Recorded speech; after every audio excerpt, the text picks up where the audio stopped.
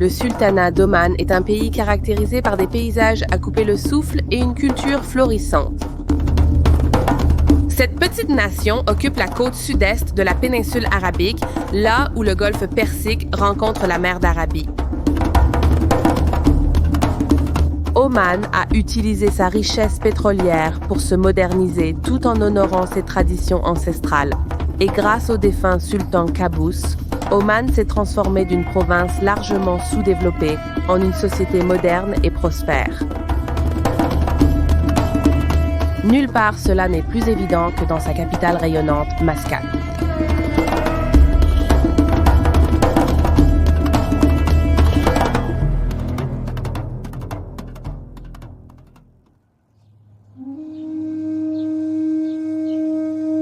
La Grande Mosquée est un symbole majeur de l'héritage du sultan Qaboos, décédé en 2020 à Mascate. La mosquée, qui a pris 6 ans à construire, était un cadeau du sultan Qaboos au peuple omanais. C'est absolument magnifique ici. C'est une mosquée vraiment grandiose et elle peut accueillir environ 25 000 fidèles. Et elle est construite avec environ 300 000 tonnes de grès indien. Donc vous pouvez imaginer à quel point cet endroit est immense.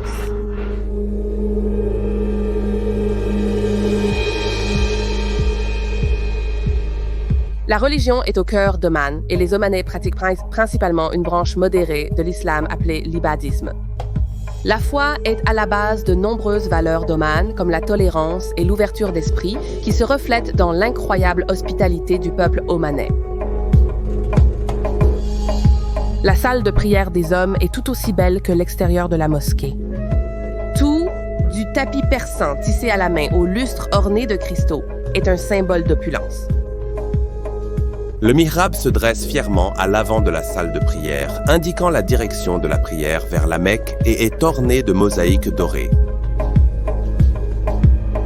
Certaines personnes pourraient être surprises d'apprendre que le sultan n'a jamais eu d'enfant à lui, mais il disait souvent qu'il n'en avait pas besoin car pour lui, le peuple omanais était ses enfants.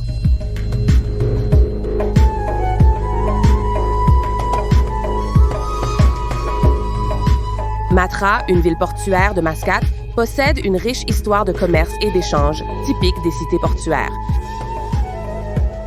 J'ai rencontré Yassa, une Omanaise, pour en savoir plus sur l'histoire d'Oman et son influence sur la culture actuelle du pays.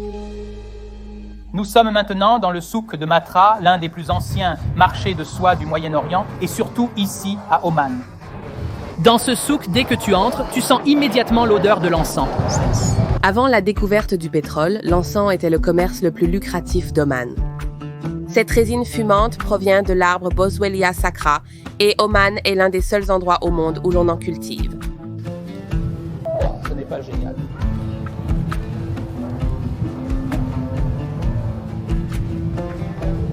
Les Francs insistent sur le fait qu'ils viennent de Salalah, dans le sud d'Oman. C'est là que l'on trouve les arbres à encens?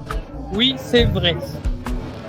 Et voici les différents types d'encens, chacun avec un prix différent selon le type. Il y a, par exemple, le numéro 1 qui est plus blanc-vert, tu vois. Celui-ci, c'est la meilleure qualité, tu vois les couleurs? C'est une sorte de vert-blanc, blanc-vert. Et tu peux le manger comme un chewing-gum, tu vois?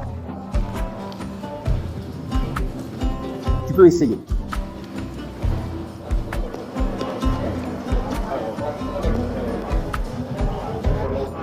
C'est bon pour les dents et c'est bon pour l'estomac. Ça a un goût que tu peux manger.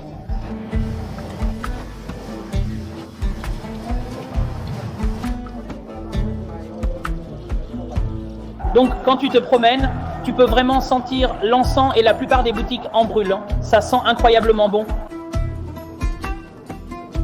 Le souk vend beaucoup de produits traditionnels omanais et l'un de ceux que je voulais mieux connaître était le khanjar.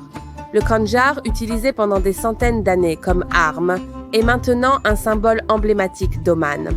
On peut les voir partout à Oman et même sur les billets omanais. Et normalement, on porte ça lors des mariages ou si on reçoit des cadeaux spéciaux, comme lors d'un festival ou quelque chose comme ça. L'une des plus anciennes boutiques du souk Alibaba possède également une incroyable collection de khanjars.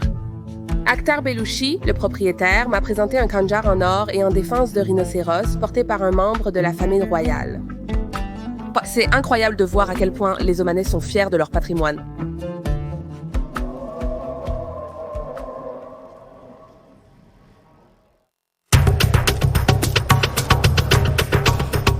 Au bout du port de Matra se trouve le marché aux poissons animés de Mascate, qui est l'endroit principal où les habitants viennent acheter leurs poissons frais, et il y a une incroyable variété proposée.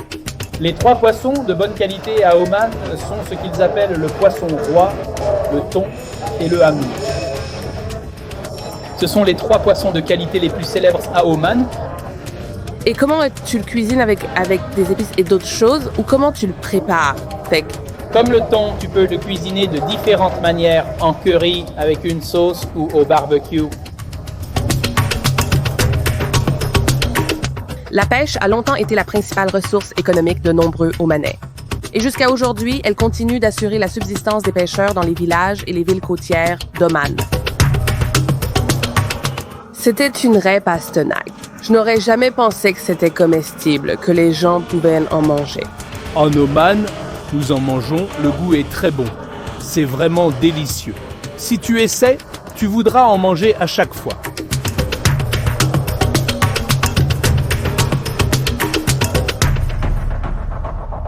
Je suis ici sur la corniche de Mascate, qui est une magnifique promenade le long du golfe d'Oman.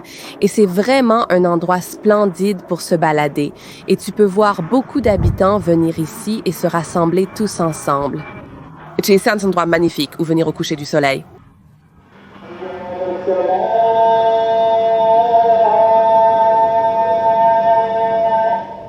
L'appel à la prière de la mosquée locale annonce la dernière prière du jour. C'est très atmosphérique et on a vraiment l'impression d'être au cœur de l'Arabie.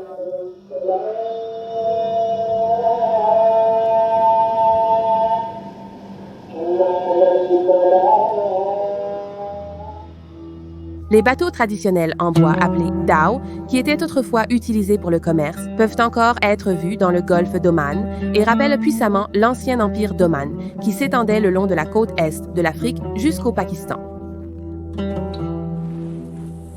Aujourd'hui, les bateaux dhow servent au tourisme. Une excursion au coucher du soleil est parfaite pour explorer la côte historique de Mascate.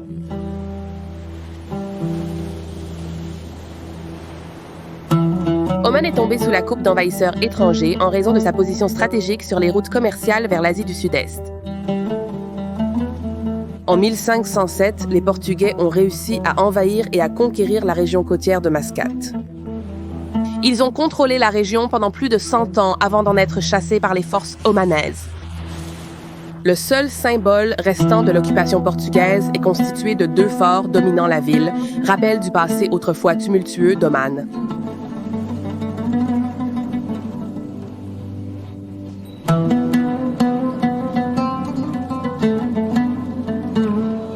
La vue de la corniche depuis le bateau est tellement belle. Vous avez le souk de Mutra et la mosquée, puis ces magnifiques montagnes à l'arrière. Et à ce moment-là aussi, avec le soleil qui se couche, tout paraît tout simplement incroyable. C'est une ville mystique, riche en culture et en histoire. J'ai eu l'impression de découvrir l'authentique Arabie.